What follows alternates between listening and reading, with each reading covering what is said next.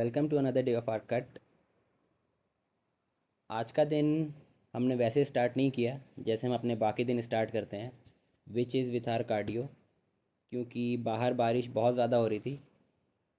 We made it to the gym all wet, all wet not because of the rain, because it was chest day. After warming up my rotator cuffs, जब मेरे shoulders और rotator coughs अच्छा feel करते हैं तो मैं किसी pressing movement की जगह वेटेड चेस्ट डिप्स करता हूँ, थोड़ा सा आगे लीन होके। And this gives a good variation to my normal pressing movements. Variation does not necessarily mean कि आप रिडंडेंट हो रहे हैं अपनी एक्सरसाइज के साथ। इट जस्ट मीन्स कि अगर आप का कोई पार्ट किसी एक एक्सरसाइज में लैग कर रहा है, the second one would cover it. After my dips we move to chest flies, क्योंकि rule of thumb always do your flies while training your chest. तो इसमें मैं सीटेड केबल फ्लाइज करना प्रेफर करता हूँ। And it's all personal preference, क्योंकि हर एक फ्लाई मूवमेंट पूरे चेस्ट को टारगेट करता है एज अ होल। तो you don't need to be very specific with your upper chest and lower chest. So I do these seated cable flies with full range of motion. And squeeze part पे मैं थोड़ा ज़्यादा focus करता हूँ।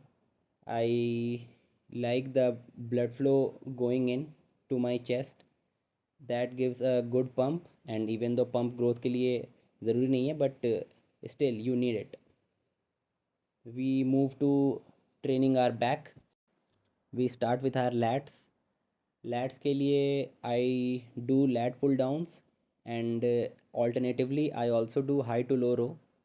But today we are sticking to the basics, lat pull downs.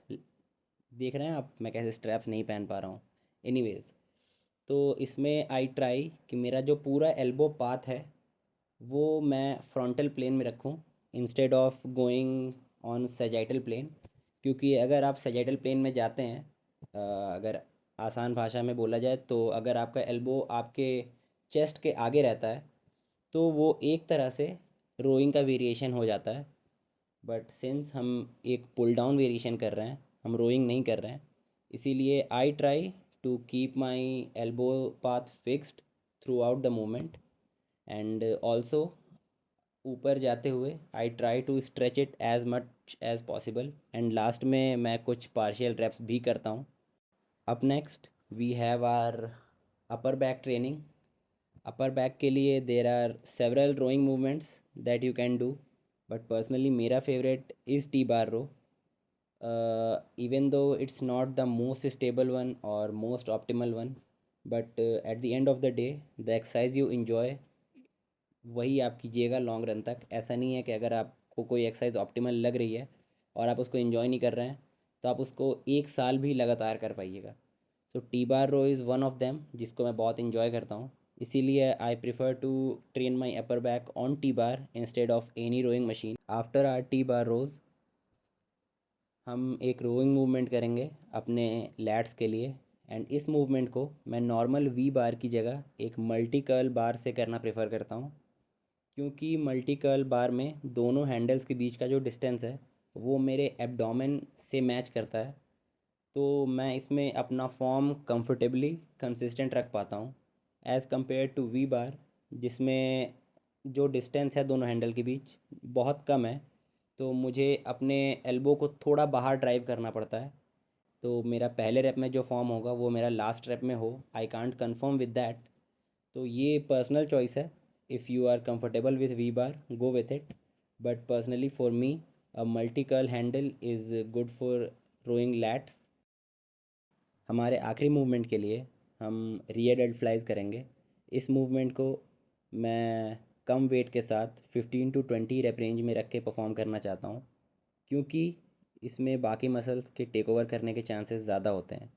After this हमें cardio भी करना था, बट अब हमने क्यों नहीं किया, दैट एक्सक्यूज़ ये देगा मैं नहीं। Bye bye. So we are back home अभी। प्लान तो हमारा था कि हम वर्कआउट के बाद 90 मिनट्स इंक्लाइन वॉक करेंगे ट्रेडमिल पे। बट हमारे घर पे गेस्ट्स हैं अभी, उनको हमें ड्रॉप करने जाना है रेलवे स्टेशन। तो हमें 30 मिनट करके ही जल्दी घर आना पड़ा। सो इवन दो हम जल्दी घर आ गए एंड अभी we are having our post workout meal chicken and rice probably the best meal of the day. इसके बाद उन्हें ड्रॉप करने के बाद we will walk at least 12,000 steps ताकि हमारा जो गोल है वो मिस ना हो। And for the workout side of things अगर देखा जाए तो personally I love the hypertrophy based chest workouts जिसमें हम बेंच ना करें if you would say. And since ये कॉम्बिनेशन चेस्ट एंड बैक का मुझे इसलिए पसंद है क्योंकि वो थोड़ा सा रिवॉर्डिंग लगता है आपको कि तब तुरंत आपने किया दोनों दोनों मेजर मसल्स ट्रेन किए जो मेजर मसल्स हैं एस्थेटिक्स के लिए आपने वो ट्रेन किया और उसके बाद you get an insane pump तो वो कॉन्फिडेंस बूस्ट भी देता है। And so I love this day. इस दिन मैं ट्राई करता हूँ कि सारे मूवमेंट्स ज़्यादा से ज़्यादा आइसोलेट कर पाऊँ अपने बैक और चेस्ट के मसल्स को ज़्यादा से ज़्यादा आइसोलेट कर पाऊँ। So as you would have seen मैं डिप्स करते हुए भी काफ़ी आगे लीन होके कर रहा था। सो आगे लीन होने से ये होता है कि हम हमें हम बस अपना चेस्ट यूज़ करते हैं पूरे बॉडी वेट को ऊपर लाने के लिए।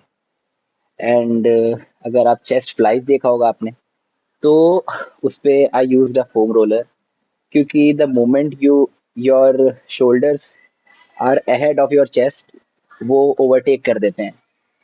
सो वो भी आइसोलेट किया हमने। And even though that's not something that derives growth जैसे बहुत सी चीज़ें हैं जो ग्रोथ नहीं डिराइव करती हैं but we still do it. So same thing है बैक के वर्कआउट में कॉन्ट्रैक्शन करना। So upper back when I am doing T bar row मैं कॉन्ट्रैक्ट करने का ट्राई करता हूँ। And when I am doing rear delt flies I try to contract.